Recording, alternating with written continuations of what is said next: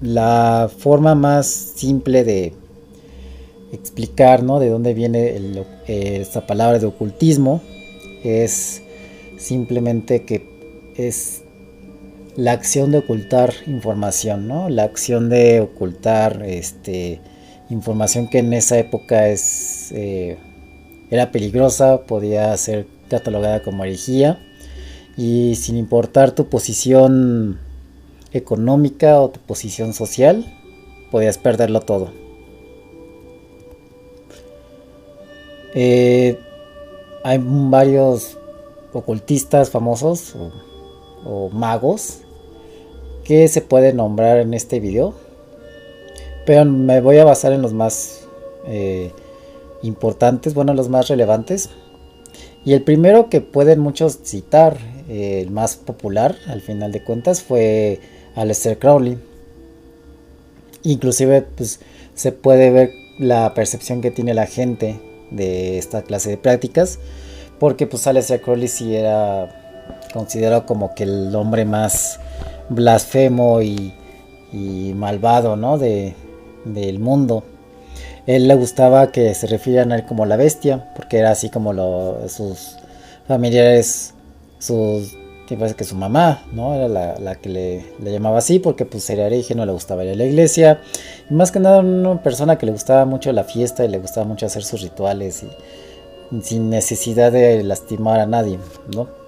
Entonces, ocultismo. El ocultismo fue, en cierto punto, fue necesario para todo ese grupo de personas que les gustaba aprender sobre culturas que no fuera la anglosajona, y sobre todo culturas que no fuera la católica. Y como estaban conscientes de que si exteriorizaban esas costumbres, esas tradiciones, esos rituales, pues iban a perderlo todo. Entonces fue por eso que se empezaban a generar sociedades secretas donde tenían la libertad de llevar a cabo esos rituales, ¿no?, y esas tradiciones. Obviamente pues para tener esa clase de recursos y esa clase de privacidad se necesitaba un estatus, se necesitaba una inversión, se necesitaba un poder adquisitivo, y es por eso que se tiene esa imagen de las sociedades secretas de los Illuminatis, los masones, los Rosacruces y demás, ¿no? Aquí me basé mucho en un ensayo, no sé si se le puede llamar un ensayo, es como extracto de un libro que voy a poner en la descripción. En este libro menciona que hay dos tipos de magia. Hay muchas clases de clasificar la magia, pero en esta en especial habla primero de la magia culta, que es desarrollada por filósofos, eruditos y estudiosos, representada por el mago, opuesta en cierta forma al otro tipo de magia, que es la magia popular, que es hechizos y el curanderismo. Es representada por la bruja. La magia culta es sobre todo masculina, mientras la popular femenina. No necesariamente quiere decir que lo femenino sea malo, sino que es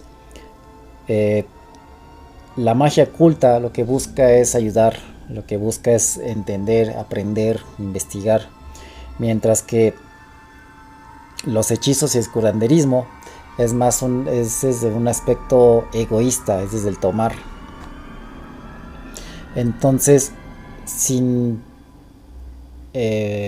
enfocarnos en la cuestión del género, tanto desde la ciencia, como se ve que de energía positiva y energía negativa energía positiva es la que comparte y energía negativa es la que absorbe, la que toma, sí tiene que ver ciertas polaridades entre esencia masculina y femenina, algo que también lo comparte mucho desde el punto de vista de cabalístico, ¿no?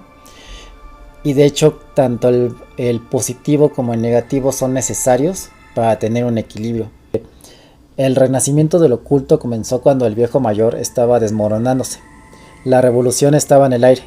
Era tiempo de disolución e incertidumbre. La misma condición prevaleció en Roma durante el periodo de Julio César, y de nuevo más tarde cuando el Imperio Romano estaba desmoronándose. Todos esos periodos dieron inicio a una variedad de extravagantes cultos. tres grandes momentos de la magia en Occidente coinciden con reacomodos sociales a gran escala. Cada gran acontecimiento histórico conlleva que haya un grupo de gente que estudie la magia. Es por eso que se habla de sociedades secretas, Rosacruces, masones, Illuminati, templarios, aura dorada, personas que les gusta, que tienen, sobre todo que tienen un poder adquisitivo, que tienen tiempo para pensar en estas cosas, empiezan a juntarse, dado que saben que es un peligro, que sobre todo que la Iglesia Católica vea, ¿no? De en qué están invirtiendo su tiempo, qué clase de libros están consiguiendo, qué clase de costumbres están llevando a cabo, ¿no? Tradiciones. Entonces empezaron a juntar varias de estas personas con ese, hago hincapié en el poder adquisitivo, ¿no? Poder económico. Empiezan a juntar, genera sospechas entre las personas, entre la Iglesia Católica, miembros de la Iglesia Católica, y es ahí donde se empezaron a demonizar, ¿no? a estos personajes, con el objetivo de que pues saben que pues, si empiezan a conocer de otras culturas y empiezan a llamar la atención, tal vez ya no les agrade tanto las costumbres de la Iglesia Católica, y la Iglesia, el problema de la Iglesia es que depende enteramente de los diezmos, ¿no? Y de la evasión de impuestos.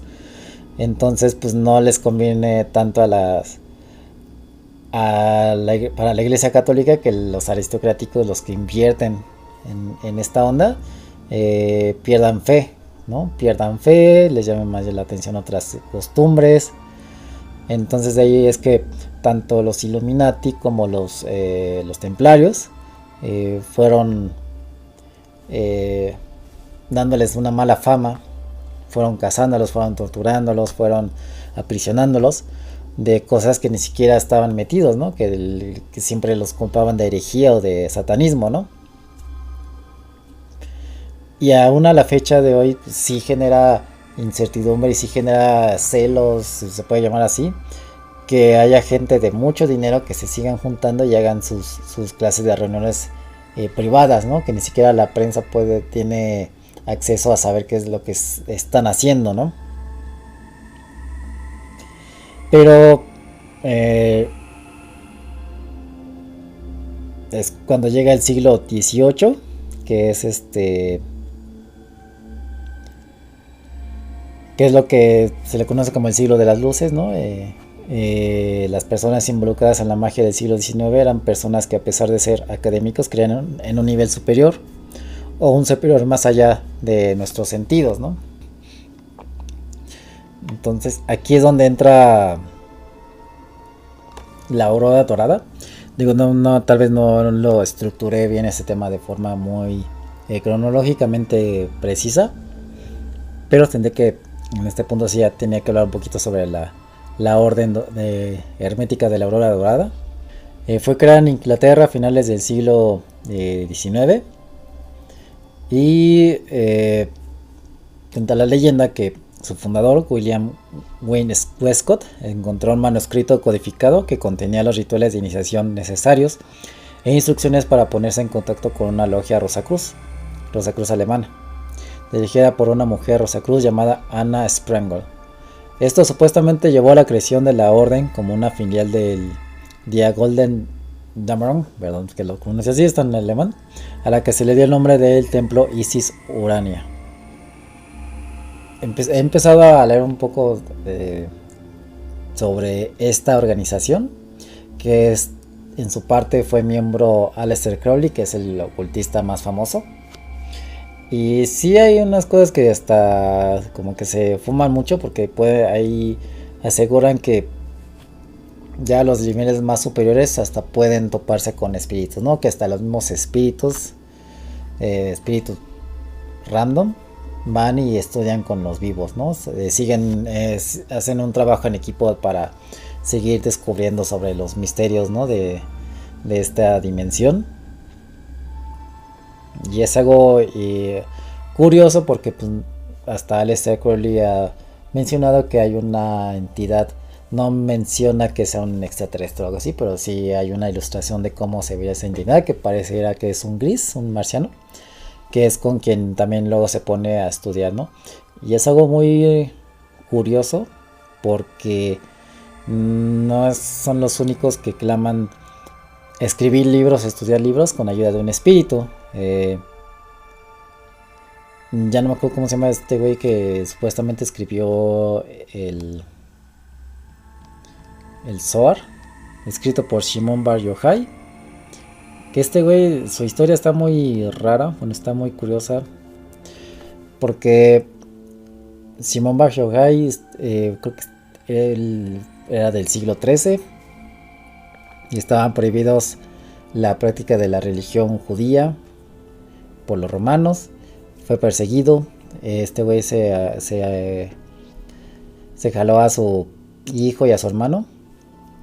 La leyenda dice que estuvieron escondidos en una cueva por 13 años y que fueron pues ayudados por un espíritu y que varios espíritus le ayudaron a escribir ese libro, ¿no? Del Zohar, ¿no? Entre ellos el nombre de un ángel que no me acuerdo, iba a decir Megatron, ese es un robot. No me acuerdo qué, pero sí varios de Abraham, varios profetas ya habían muerto, su espíritu se manifestó ante él y empezaron a escribir, ¿no? Y el Zohar, ¿no? Y que el Zohar básicamente es una conversación, son puras conversaciones que tenía este güey con los espíritus, ¿no? Ahora, otro gran ocultista que para mí es mi favorito, y pues eso no significa mucho porque casi no he leído, ya me hace falta hablar más de magia, es Eliphas Levi, ya que después de la aparición de sus libros, escritores con temáticas ocultistas se incrementaron. Las lecturas ocultistas de Levi se había dado desde su juventud en el seminario, pero habían sido asistemáticas. Su conocimiento del hebreo le había permitido incursionar en la cábala en sus propias fuentes. Para ese entonces empezó a llamar a la magia oculta como ciencias ocultas. Así, inclusive creo que las ciencias ocultas es como parte de, creo que es una materia que estudia Harry Potter. Pero se ve como ya a partir de Eliphas Levi, ya también muchas historias mágicas que tratan precisamente de la magia, sea el Señor de los Anillos, Harry Potter y todo eso, ya tenían como que una base, ¿no? De cómo funciona la magia, ¿no? Y llevarlo al mundo del entretenimiento. A palabras de Levi, la magia combina en una sola ciencia lo que es muy cierto en filosofía, lo que es eterno e infalible en religión. Reconcilia perfecta y refutablemente esos dos términos tan opuestos a primera vista, la fe y la razón, la ciencia y la creencia, la autoridad y la libertad. Proporciona a la mente humana un instrumento de certidumbre filosófica y religiosa tan exacta como la matemática, dando incluso razón de la infalibilidad de la matemática misma. Y aquí es donde hablamos de Madame Blavatsky, que da mucha, para la audiencia femenil les va a gustar esto.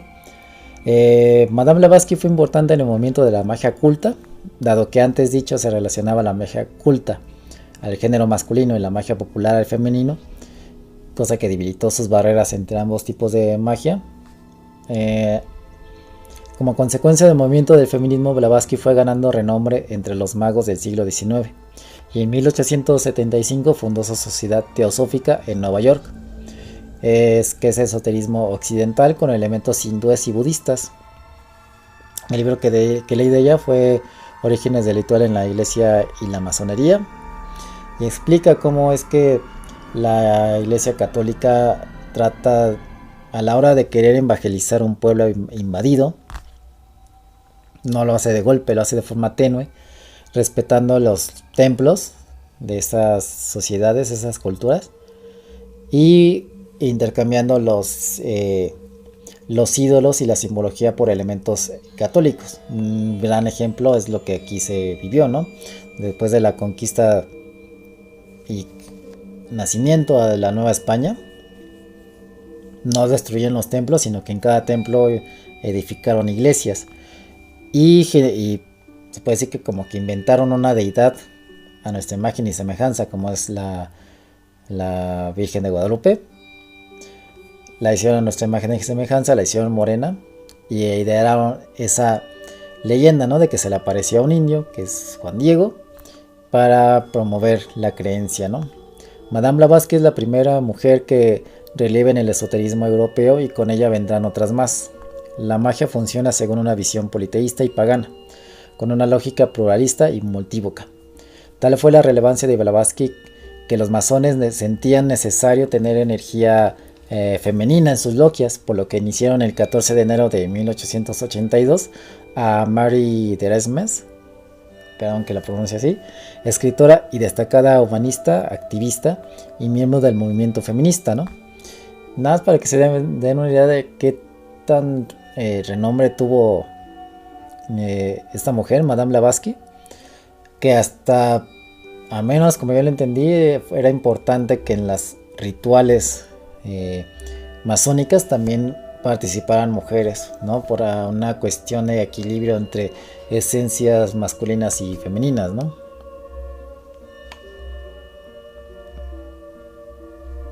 Sobre el por qué muchos filósofos estaban involucrados con la magia, a pesar de ser su giro más en cuanto a la razón, hay que entender que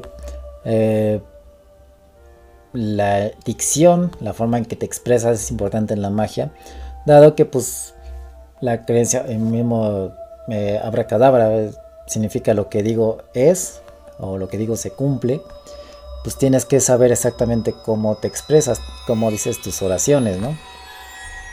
Entonces si no los dices bien, es un hechizo o una forma de ser magia inconsistente. Tras la muerte de Levi, quien toma la estafeta es un joven médico español llamado Gerard Encausse, que eso no es algo interesante, pero yo lo quise poner porque pues aquí dice que su nombre mágico de este médico, Gerard Encausse, es Papus, ¿no? Entonces pues yo le quise agregar esto pues, nada más por el mame. Según este Papus, menciona que con su poder mágico evitó catástrofes en Rusia. Puede ser cierto, puede ser verdad, puede ser falso, digo. Pero cabe resaltar que poco después de su muerte vendrá la ruina de los zars, ¿no? Y Rusia empezó a tener una mala racha, ¿no? Y cabe decir que pues creo que sí murió en la misma temporada que Rasputín. Entonces como que ambos se adjudicaban que Rusia estaba en un momento pacífico y que poco después de su muerte pues ya les cayó con toda Rusia, ¿no? Y pues por el momento aquí lo voy a dejar. Yo creo que la conclusión del ocultismo es precisamente eso, ¿no? De que fue más una medida de sobrevivencia, ¿no? En una época de oscurantismo donde no tenías la libertad de poder hacer enteramente lo que tú quisieras, ¿no? La iglesia católica yo creo que era su época donde tenía más poder, y aparte de que estaba haciendo un despapalle, pues no te convenía expresar abiertamente estar en contra de eso, ¿no? O mencionar que te gustaban también otras tradiciones, ¿no? Entonces por eso que se empezó a usar este término de ocultismo o ocultistas, ¿no? Pero pues nada, hasta aquí la dejamos. Gracias por estar sintonizándonos. Manden peticiones, ¿no? De qué les gustaría aprender, de qué les gustaría que investigue. Pues nada, nos estamos viendo, cuídense.